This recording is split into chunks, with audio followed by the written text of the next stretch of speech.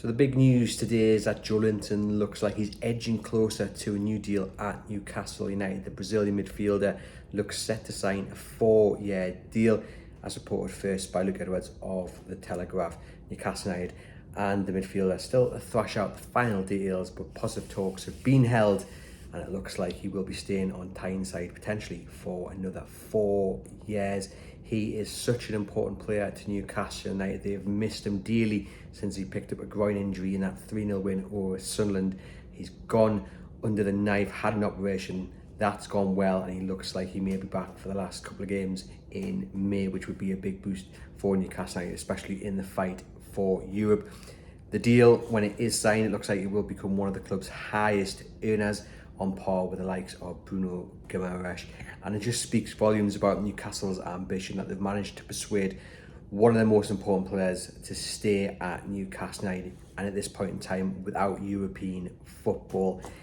It says something about the turnaround in Joelinton's career that many of you, probably most of you, would have been absolutely devastated at the thought of Joelinton being sold this summer, because Newcastle United would not have allowed his contract to run down.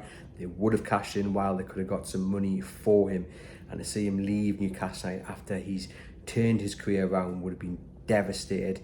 There's always a bit of debate about which player is most important to Newcastle. Is it Bruno? Is it Isak? Two really important players, but for me, Joelinton is absolutely instrumental in a successful Newcastle United side. But we have to think back to when he first arrived as a striker, £40 million, took the number 9 shirt. He couldn't hit a ball, though he never looked comfortable leading the forward line. Kieran Clark gets sent off against Norwich. Joelinton is forced into midfield and overnight becomes this kind of midfield powerhouse sensation. No one could have predicted it, even though John Gibson will tell you he did, but no one saw it coming, and since then he's gone on strength to strength, and he's just such a good player. He's so important in the middle with his physical strength, his pace, the ball at his feet. He started to add goals to his game, and I can't wait to see him back in black and white, and I can't wait to see him at Newcastle United over the next few years once this deal has been signed. It's led to believe that the negotiations have been led by Steve Nixon, of course, the chief scout who first flagged him up to Newcastle United when he did sign from Hoffenheim, which shows you there Steve Nixon's role always kind of evolving, especially with Newcastle without a director of football at the moment. They get on well, the representatives of Joelinton and him have got a good relationship, so good to see Steve Nixon playing his part in this as well. And just over the moon that Joelinton's hard work has been rewarded, because of course there's a little bit of luck in it, him falling into that midfield position against Norwich and then suddenly find himself as this kind of Patrick Vieira-esque type of powerhouse midfielder. A little bit of luck that happened, but make no mistake, Joelinton has had to work at it. He's trained so hard, he's had to keep his spirits up. I mean, there was one game when he played up front. Who was it against? I think it was in the FA Cup. It was definitely a lower league side, and the abuse, the criticism he got from the stands, from his own support was hard to hear, hard to watch, and that would have dented the confidence of most players.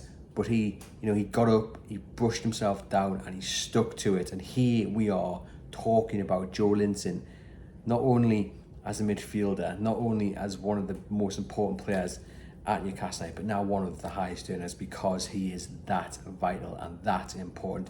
And keeping him at Newcastle United hopefully will speak volumes to the likes of Alexander Isak, to the likes of Bruno Guimaraes, on long-term deals themselves, but let's make no bones about it, will probably have interest from other clubs this summer, especially if Newcastle don't get into Europe. So keeping Joelinton at Newcastle United will show that the club are ambitious and they want to keep the best players and can keep the best players, more importantly, and hopefully that will speak to Isak and Bruno and just say, stay a year, stay a couple of years, see what we can achieve. Hopefully we can win a cup, get back into the Champions League, and hopefully actually have Europa League football or Conference League football next season. And of course it speaks volumes as well to potential arrivals when you see the best players staying at Newcastle United, and then the club showing the ambition to maybe move the wage structure a little bit and reward players for being such important parts, being such an important part of a successful team. So yes, Joelinton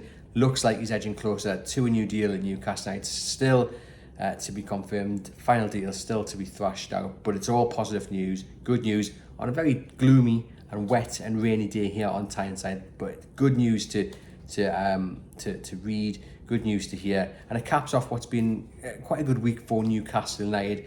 You know, in terms of the win against West Ham, okay, the point against Everton, you would like to have seen them pick up all 3, but then the win against Fulham, 7 points from 9.